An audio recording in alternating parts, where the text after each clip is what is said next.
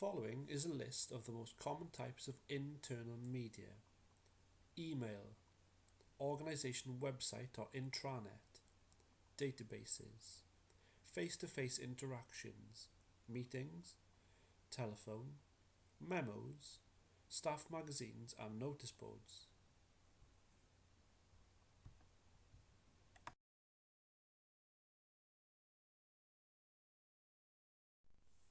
This diagram shows the 5 W's, also known as Laswell's model of communication.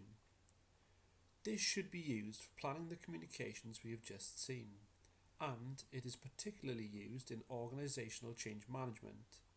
To use it, you would look at each circle and answer the question within. Who? Who is going to be the person to communicate the message?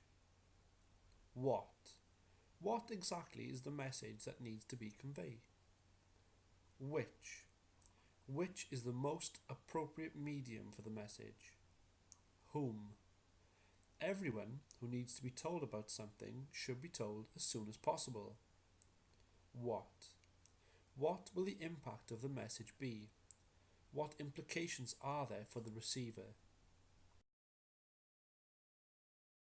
To the diagram, we could also add when.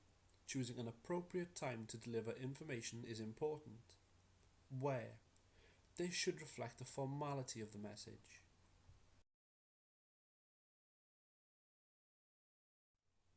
There are various obstacles which may impact upon effective communication. These can include poor listening skills, language problems, lack of communication, lack of discussion, misunderstandings, technology breakdowns, environmental constraints, conflicting messages, prejudice and misconception. Using an appropriate method of communication will eliminate many of the barriers we have just seen.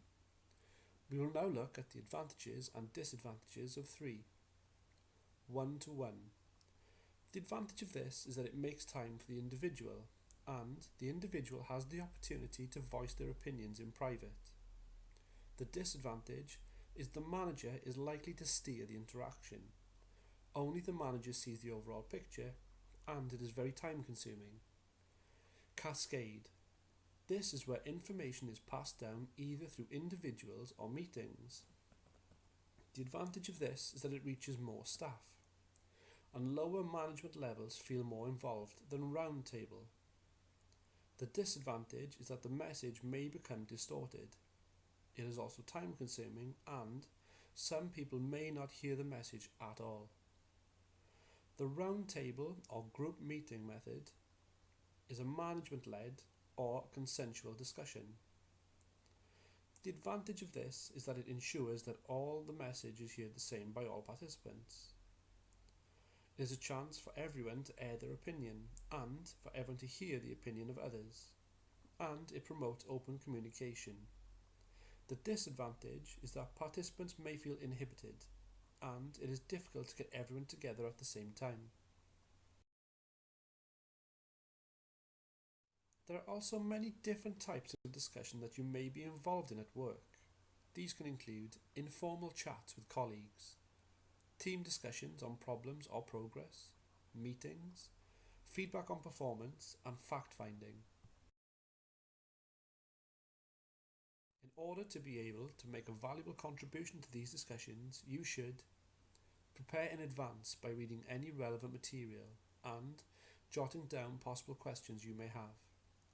Be courteous and sympathetic to others' views, even if you do not agree with them. Allow others the chance to talk and to finish speaking.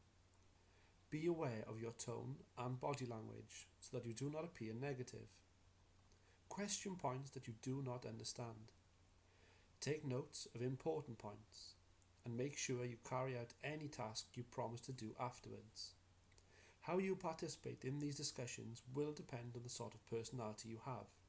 Some people like to make their opinions known, whilst others hold back.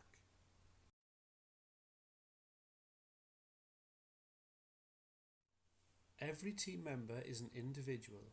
You are likely to have to deal with those that are argumentative, dominating, or inhibited.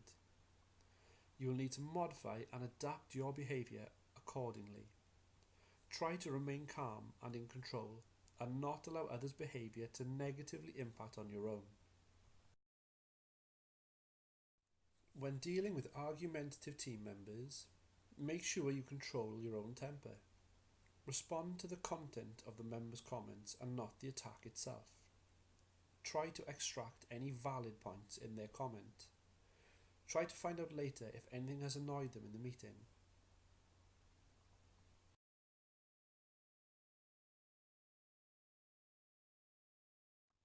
When dealing with dominant team members, acknowledge the member's input while trying to draw an opinion from other team members. Interrupt and give other team members a chance to add input.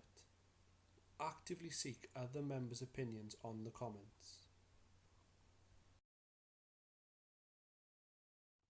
When dealing with inhibited team members, directly ask the team member's opinion but do not force the issue. Make sure to maintain eye contact when questioning.